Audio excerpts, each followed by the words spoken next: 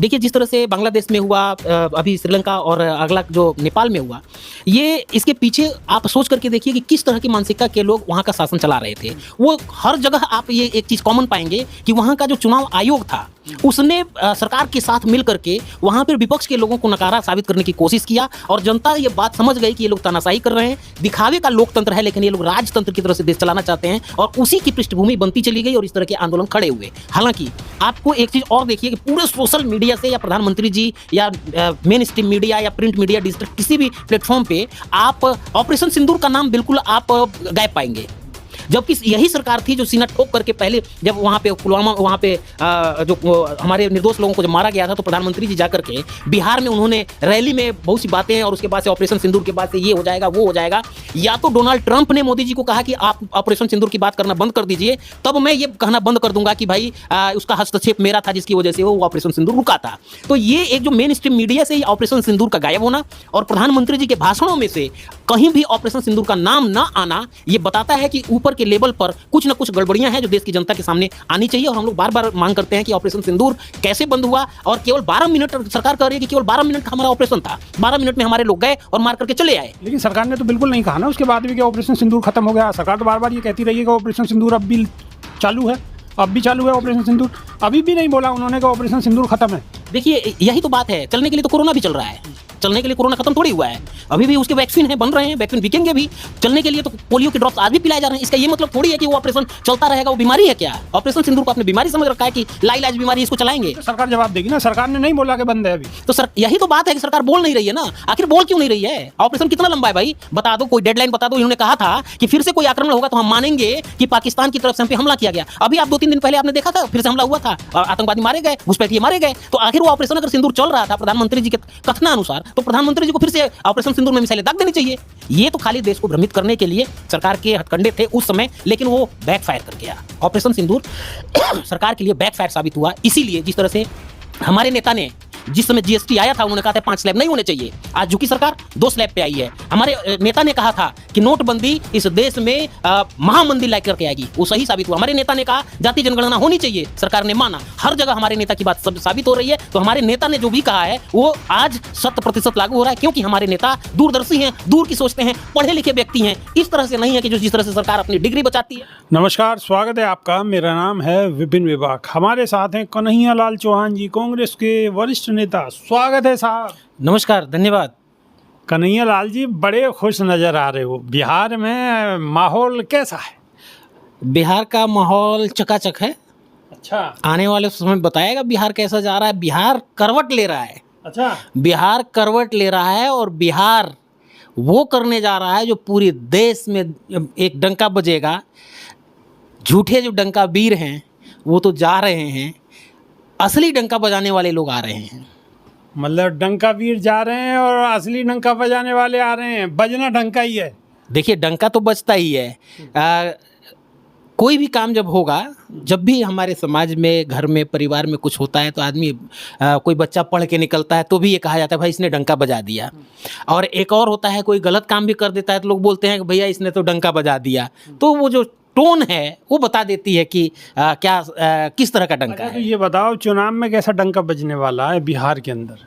बिहार में सरकार बदल रही है। अच्छा, बिहार में महागठबंधन की, इंडिया गठबंधन की सरकार बनने जा रही है और भारी बहुमत से बनने जा रही है। और ये जो मेरे आवाज़ में ये जो तासीर आप देख पा रहे हैं, क्योंकि मैं बिहार से आ रहा हूँ इसलिए बिहार की ज़मीनी हकीकत को जान रहा हूँ। पहले भी इंटरव्यू में मुझे आप इस तरह से उत्साहित नहीं देख पाए होंगे। तो ये वो ऊर्जा है जो बिहार के लोगों ने दिया है। ऊर्जा बिहार के लोगों ने दिया है। सुप्रीम कोर्ट ने भी तो ऊर्जा दिया है। हाँ जी, बिल्कुल। सुप्रीम कोर्ट, देखिए इसीलिए ना तो कहते हैं कि देश की जो जनता है उसके आस्था का केंद्र 2 जगह हुआ करता था कि भाई सदन में आस्थावान लोग पहुँचे, वहाँ पर तो चीज़ें हो नहीं रही थी। आखिरी जो हमारी आस्था थी सुप्रीम कोर्ट में ही तो थी। आखिरी आदमी कहाँ जाएगा? तो सुप्रीम कोर्ट ने दर्द को समझा, उस हो रही चोरी को समझा, उस हो रही गड़बड़ियों को समझा। उसके बाद से कहा कि भाई 12वां दस्तावेज जो है आप आधार को मानिए, और मानना पड़ा चुनाव आयोग को। तो अब आधार को चुनाव आयोग को मानना तो पड़ेगा जब सुप्रीम कोर्ट का ऑर्डर आ गया। तो इससे आप बिहार में कितना राहत महसूस होगी लोगों को? राहत नहीं, दो चीज होती है, एक राहत मिल जाए और एक होता है उत्साहित हो जाना। जनता उत्साहित हो गई कि राहुल जी ने जो मुहिम छेड़ा, वोट चोर गद्दी छोड़, वो वोट चोर गद्दी छोड़ने जा रहे हैं, क्योंकि जनता के प्रति जो राहुल जी की मेहनत थी, सुप्रीम कोर्ट ने समझा, उसको दर्द को समझा, पीड़ा को समझा और बदल गई चीज़ें। आप जा करके देखिए, हम आपका स्वागत करेंगे, बिहार आइए, वहाँ पर हम दिखाएंगे ज़मीन पे घूम करके कि वहाँ पे क्या चल रहा है। ये बिल्कुल कोशिश करते हैं, आप बुला रहे हैं तो बिल्कुल कोशिश करते हैं, अवश्य आएंगे और देखेंगे और लोगों को दिखाएंगे कि बिहार की स्थिति है क्या। राहुल गांधी ने जब से ये मुहिम छेड़ी है वोट चोर गद्दी छोड़ वाली, तो इस मुहिम से जनता में क्या मैसेज गया है उसको भी दिखाने की कोशिश करेंगे। इसके साथ साथ अब राहुल गांधी वापस आ गए, संपन्न हो गई उनकी यात्रा, लेकिन अभी चुनाव में काफ़ी वक्त है। इस दौरान में जिन लोगों को जागृति हुई है तो कहीं ना कहीं फिर थोड़ा माहौल में कहीं ना कहीं नरमी आ जाएगी। साहब, कुछ चीज़ें होती हैं जो एक बार बदल जाती हैं ना, तो उसमें नरमी की संभावना या नहीं आप लोग माहौल बनाए रखोगे? साहब, अभी तो देखिए आगे क्या होता है क्या। अभी तो तेल देखिए और तेल की धार देखिए। अच्छा, समय बताएगा ना कि क्या हमारी रणनीति। हम सोशल मीडिया पे आकर के हम अपनी रणनीति आपको क्यों बताएंगे? रणनीति जिस दिन होगी, जितना आपको जरूरत, मतलब जितना आप जरूरी समझे इतना बता दें, कोई दिक्कत नहीं है। जरूरी बस ये इतना हम बता रहे हैं कि लगातार महागठबंधन के सभी साथी मिल करके चुनाव प्रचार करेंगे। महागठबंधन के सभी साथी मिल करके वहाँ काम कर रहे हैं और कांग्रेस एक विशेष रणनीति के तहत 2-4 दिन में वो भी आपको अनाउंस हो जाएगा। सभी लोगों को पता चल जाएगा कि क्या कांग्रेस करने जा रही है। बड़े बड़े कार्यक्रम होने जा रहे हैं। अच्छा, एक तो ये कार्यक्रम तो होने जा रहे हैं, लेकिन राहुल गांधी तो एक हाइड्रोजन बम की भी बात कर रहे हैं। हाइड्रोजन बम की भी राहुल गांधी बात कर रहे हैं, थोड़ा उसके विषय में बता दीजिए अगर बता सकते हैं तो। देखिए, ये तो बहुत अंदरूनी बात है, क्योंकि अभी वो बड़े नेतृत्व के लोग बताएंगे। हालांकि थोड़ी बहुत जानकारी है, बस इतना समझ लीजिए कि कयामत की रात आने वाली है और जिस दिन हाइड्रोजन बम फूटेगा उस दिन झोला छाप व्यक्ति झोला उठाएगा और बाहर निकल जाएगा। तो झोला चेक भी होगा? बिल्कुल चेक होगा जी। ईमानदार लोग क्यों नहीं चेक करेंगे? हम तो चेक करके जाने देंगे, हम ऐसे कैसे जाने देंगे? अच्छा, हाँ, समय है। अच्छा, ये झोला उठाने वाले, जाने वाले और चेक करने वाली बात यहाँ चल रही है, लेकिन नेपाल में ऑलरेडी झोला उठा के लोग 3-4 हो गए हैं। हाँ, असल में जनता जब आक्रोशित होती है, वो सिर्फ एक बहाना था कि सोशल मीडिया पे बैन लगा था, वो सिर्फ एक बहाना था, वो ट्रिगर पॉइंट हो गया। वहाँ की हो रही भ्रष्टाचार और तानाशाही से नेपाल की जनता उसी तरह से तंग थी जिस तरह से भारत की जनता तंग है।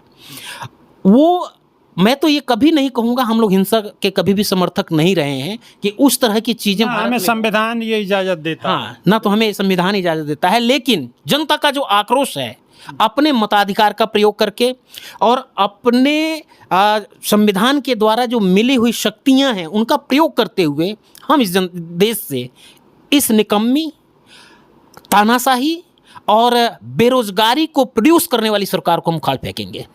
अच्छा कन्हैया लाल जी, जैसे अब नेपाल में देखने को मिला, इससे पहले हमने श्रीलंका में भी ऐसा ही कुछ देखने को मिला था, इधर बांग्लादेश में भी ऐसा ही देखने को मिला था। तो इन हमारे ये सारे पड़ोसी मुल्क हैं, तो इन मुल्कों में ऐसी स्थिति आई तो ये हमारे देश के लिए एक कम से कम रिसर्च का विषय तो है ही है कि आखिर ये हुआ क्यों, ऐसी स्थिति आई क्यों। हालांकि हमारा देश बिल्कुल अलग है और बहुत बड़ा देश है हमारा, और हमारे देश में संविधान का सभी पालन करते हैं, तो लेकिन फिर भी कहीं ना कहीं हमारे देश के लोगों को, सरकार को ये कम से कम रिसर्च करनी चाहिए कि आखिर ये ऐसी स्थिति इन हमारे पड़ोसी मुल्कों में आखिर ये स्थिति आई क्यों। देखिए, इस तरह के जो आंदोलन हो रहे हैं इसमें सोशल मीडिया का बहुत बड़ा योगदान है, क्योंकि सोशल मीडिया ज़मीनी हकीकत को लोगों तक पहुंचाने में सहायक होती है। जहां जहां पर भी तानाशाही उत्पन्न होगी वहाँ इस तरह की सिचुएशन बनने की संभावना बनी रहती है। देखिए, जिस तरह से बांग्लादेश में हुआ, अभी श्रीलंका और अगला जो नेपाल में हुआ, ये इसके पीछे आप सोच करके देखिए कि किस तरह की मानसिकता के लोग वहाँ का शासन चला रहे थे। वो हर जगह आप ये एक चीज़ कॉमन पाएंगे कि वहाँ का जो चुनाव आयोग था उसने सरकार के साथ मिल करके वहाँ पर विपक्ष के लोगों को नकारा साबित करने की कोशिश किया और जनता ये बात समझ गई कि ये लोग तानाशाही कर रहे हैं, दिखावे का लोकतंत्र है, लेकिन ये लोग राजतंत्र की तरह से देश चलाना चाहते हैं और उसी की पृष्ठभूमि बनती चली गई और इस तरह के आंदोलन खड़े हुए। हालांकि आपको एक चीज़ और देखिए कि पूरे सोशल मीडिया से या प्रधानमंत्री जी या मेन स्ट्रीम मीडिया या प्रिंट मीडिया डिजिटल किसी भी प्लेटफॉर्म पे आप ऑपरेशन सिंदूर का नाम बिल्कुल आप गायब पाएंगे, जबकि यही सरकार थी जो सीना ठोक करके पहले जब वहाँ पे पुलवामा वहाँ पे जो हमारे निर्दोष लोगों को जब मारा गया था तो प्रधानमंत्री जी जा कर के बिहार में उन्होंने रैली में बहुत सी बातें और उसके बाद से ऑपरेशन सिंदूर के बाद से ये हो जाएगा वो हो जाएगा। या तो डोनाल्ड ट्रंप ने मोदी जी को कहा कि आप ऑपरेशन सिंदूर की बात करना बंद कर दीजिए, तब मैं ये कहना बंद कर दूंगा कि भाई उसका हस्तक्षेप मेरा था जिसकी वजह से वो ऑपरेशन सिंदूर रुका था। तो ये एक जो मेन स्ट्रीम मीडिया से ही ऑपरेशन सिंदूर का गायब होना और प्रधानमंत्री जी के भाषणों में से कहीं भी ऑपरेशन सिंदूर का नाम न आना, ये बताता है कि ऊपर के लेवल पर कुछ न कुछ गड़बड़ियां हैं जो देश की जनता के सामने आनी चाहिए। और हम लोग बार बार मांग करते हैं कि ऑपरेशन सिंदूर कैसे बंद हुआ और केवल 12 मिनट सरकार कह रही है कि केवल 12 मिनट का हमारा ऑपरेशन था, 12 मिनट में हमारे लोग गए और मार करके चले आए। लेकिन सरकार ने तो बिल्कुल नहीं कहा ना उसके बाद भी कि ऑपरेशन सिंदूर खत्म हो गया। सरकार तो बार बार ये कहती रही है कि ऑपरेशन सिंदूर अब भी चालू है, अब भी चालू है ऑपरेशन सिंदूर। अभी भी नहीं बोला उन्होंने कि ऑपरेशन सिंदूर खत्म है। देखिए यही तो बात है, चलने के लिए तो कोरोना भी चल रहा है, चलने के लिए कोरोना खत्म थोड़ी हुआ है, अभी भी उसके वैक्सीन हैं, बन रहे हैं, वैक्सीन बिकेंगे भी। चलने के लिए तो पोलियो के ड्रॉप्स आज भी पिलाए जा रहे हैं। इसका ये मतलब थोड़ी है कि वो ऑपरेशन चलता रहेगा, वो बीमारी है क्या? ऑपरेशन सिंदूर को आपने बीमारी समझ रखा है कि लाइलाज बीमारी, इसको चलाएंगे तो सरकार जवाब देगी ना। सरकार ने नहीं बोला कि बंद है अभी, तो यही तो बात है कि सरकार बोल नहीं रही है ना। आखिर बोल क्यों नहीं रही है? ऑपरेशन कितना लंबा है भाई, बता दो, कोई डेडलाइन बता दो। इन्होंने कहा था कि फिर से कोई आक्रमण होगा तो हम मानेंगे कि पाकिस्तान की तरफ से हम पे हमला किया गया। अभी आप 2-3 दिन पहले आपने देखा था फिर से हमला हुआ था और आतंकवादी मारे गए, घुसपैठिए मारे गए। तो आखिर वो ऑपरेशन अगर सिंदूर चल रहा था प्रधानमंत्री जी के कथनानुसार, तो प्रधानमंत्री जी को फिर से ऑपरेशन सिंदूर में मिसाइलें दाग देनी चाहिए। ये तो खाली देश को भ्रमित करने के लिए सरकार के हथकंडे थे उस समय, लेकिन वो बैकफायर कर गया। ऑपरेशन सिंदूर सरकार के लिए बैकफायर साबित हुआ। इसीलिए जिस तरह से हमारे नेता ने जिस समय जीएसटी आया था उन्होंने कहा था 5 स्लैब नहीं होने चाहिए, आज झुकी सरकार 2 स्लैब पे आई है। हमारे नेता ने कहा था कि नोटबंदी इस देश में महामंदी ला करके आएगी, वो सही साबित हुआ। हमारे नेता ने कहा जाति जनगणना होनी चाहिए, सरकार ने माना। हर जगह हमारे नेता की बात सब साबित हो रही है। तो हमारे नेता ने जो भी कहा है वो आज 100% लागू हो रहा है, क्योंकि हमारे नेता दूरदर्शी हैं, दूर की सोचते हैं, पढ़े लिखे व्यक्ति हैं। इस तरह से नहीं है कि जो जिस तरह से सरकार अपनी डिग्री बचाती है। सरकार बीजेपी की सरकार है और चला राहुल गांधी रहे। देखिए यही तो बात है, यही तो इस देश की जनता के समझ में आने लगा कि दूरदर्शी नेता जो होता है वो तत्कालिक लाभ के लिए काम नहीं करता है, और जो जिनका मकसद ही बस ये है कि किसी तरह से सत्ता पे बने रहें, जनता जाए भाड़ में, वो हमारे नेता के लक्षण नहीं है। हमारे नेता दलितों की, पिछड़ों की, अति पिछड़ों के दर्द को समझते हैं। और जिस तरह से मैंने एक बार और बोला था, जिस तरह से सिद्धार्थ जब तक अपने राजमहल में थे तब तक सिद्धार्थ थे, जब वो भ्रमण पर निकले उसके बाद से महात्मा बुद्ध हुए, राज घराने को छोड़ा, उसी तरह से मैं उनसे तुलना तो नहीं कर रहा हूँ, लेकिन उसी तरह का रोल आपको राहुल गांधी जी में दिखाई देगा। जब तक वो पदयात्राओं पे, देश यात्राओं पे नहीं थे उस समय के राहुल गांधी जी को और आज को आप उतना ही परिवर्तन देखेंगे। वो दबे कुचले लोगों की पीड़ा से पीड़ित होते हैं, वो दबे कुचले लोगों के अधिकारों के लिए लड़ रहे हैं, वो दबे कुचले लोगों के अधिकारों को दिला करके ही रहेंगे। ऐसा दबे कुचले लोगों, पिछड़ों, सोशल जो एक्टिविस्ट हैं उनकी, और जितने भी भूमिहीन लोग हैं उनकी लड़ाई, सारी की सारी लड़ाई राहुल गांधी जी लड़ रहे हैं। और आने वाले समय में देश उनके इस योगदान को याद करेगा। आने वाले समय में देश उनके इस योगदान को याद करेगा। तो ये थे हमारे साथ कन्हैया लाल चौहान जी।